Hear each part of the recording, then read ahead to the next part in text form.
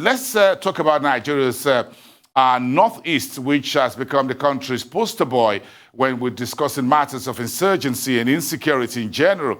However, the government is making plans to revamp the state of economy of the troubled region and drive investments. Kyari Bukar is a former chairman of the Nigerian Economic Summit Group, and he joins me now to share his thoughts on this particular development. What is being done? How much can we do to bring the Northeast out of its current situation? Do you think, good evening, sir, good to have you. Thank you very much for coming. Do you think that the development or the rebuilding of Nigeria's Northeast is being handled at the right speed so far right now? Thank you, Bosun. It's actually the conversation around Northeast and Northeast Development Commission is quite appropriate, and the timing is what I would call nearly perfect in its formation. However, I think the most important thing that one has to look at is that for the last decade or so, the region or the zone of comprising of the 6 states have been under assault. Literally speaking, it had been a region in the country that one can literally say had been under war. And the attack by the insurgencies is quite palpable, and I believe that the Nigerian military is making a lot of progress. There were a massive, what I would call, raising of the white flag by the insurgents.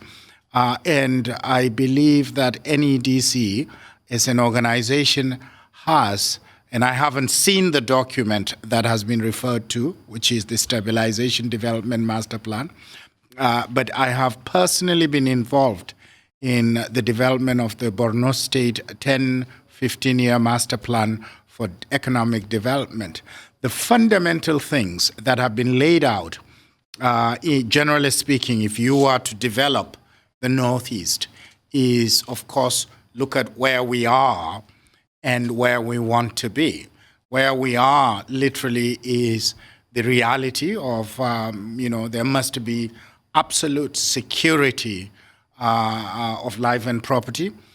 2, there has to then be the issue of rebuilding the damaged or destroyed infrastructure in the entire region, particularly in what is called the Borno, Yobe, Adamawa, the BAM states.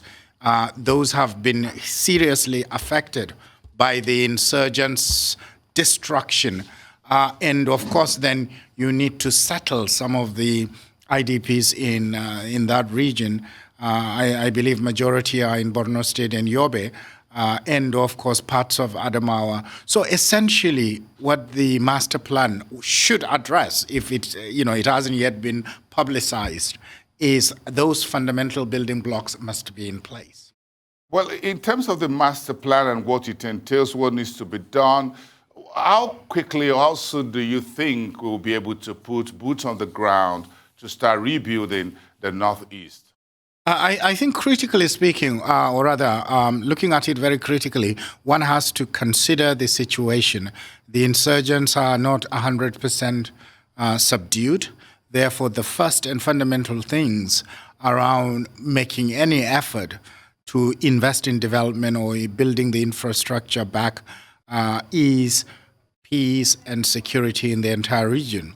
Of course, you could start by looking at the places where there are more or less peace for a while, and where the governors of the various states have pushed and have gotten the white flag or gotten the green light to begin the resettlement of the various communities. Those would be the starting location. But the fundamental things that you need when you want to develop a region such as this is to have a long-term, purposeful plan, and the plan must address education, healthcare, jobs, and job-related skill. So it's not just the pure, simple education as in going through the regular entities, but also TVET, technical vocational education, where people would begin to be employable, and of course investing in entrepreneurship, so that individuals, small and medium-sized businesses, would become part of the part of the foundational building blocks of creating jobs and or sustaining jobs. So essentially, all of those are key ingredients, and I hope that the master plan would address those key tenets. Mr. Bukar, if you think that we're going to wait until we got white flag all over the place of Northeast before we start rebuilding, that definitely means we're going to wait a very long time. Is that a hard fact? Being an optimist that I am, I believe that within the next year or so, there should be enough of peace in some parts of the region to start making those investments or those rebuilding, if you will. And I think it can even be looked at as a proof of concept, so that once you get better in some of the areas where peace has reigned, then it would make it easier for the NEDC to push or scale up, so to speak, in the next 2 or 3 years down the road. Yeah, because I'm looking, if we have the manpower and the equipment on the ground to push back on the insurgents and the criminal elements, and as soon as we push them back, we put something concrete on the ground, because the number of you look at some of the images there, they're very heartrending in terms of women and children out of school, trying to eke out a living and sleeping in very terrible conditions on a day-to-day basis. And you and I know that under situations of this nature, population tend to increase among people at the bottom of the pyramid. So we keep having increase in population and the conditions are not looking good. So if we can move back on insurgency and we win a mile or 2 or 3 kilometers, can we begin to rebuild and move in that way rather than wait until the whole place is quiet? When all the guns are silent, then we say, let's move in with the equipment. Indeed. In fact, by moving in fairly quickly as peace comes to certain areas of the region, is to actually make the adage that the more people there is, in of itself will become the security infrastructure, so to speak.